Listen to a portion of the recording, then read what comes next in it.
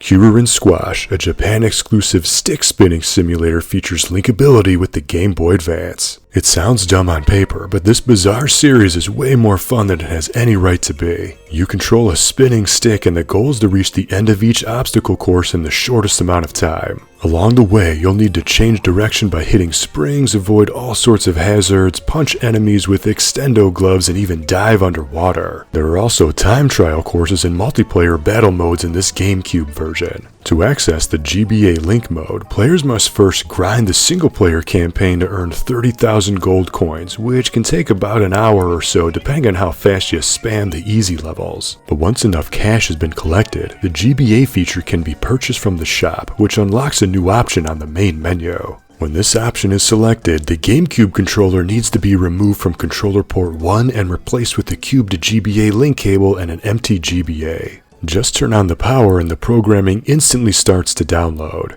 Then, players 2, 3, and 4 can also participate if you have the necessary hardware. Uniquely, this simple game uses both the TV screen in conjunction with each player's GBA screen, and it's essentially spot the difference. The goal is to match the picture on the GBA screen to whatever's shown on the TV screen by tapping the corresponding button. Whichever player answers fastest wins. Unfortunately, this 4-player quiz-style game is probably the worst 4-player option in this GameCube title. Instead, players will probably have more fun in the battle mode or race options than this mode that requires time to unlock and a bunch of extra hardware to play. And honestly, it's a little disappointing because the Single-Pak Link multiplayer modes in the two GBA games are excellent and this GameCube sequel severely lacks in the fun factor in comparison.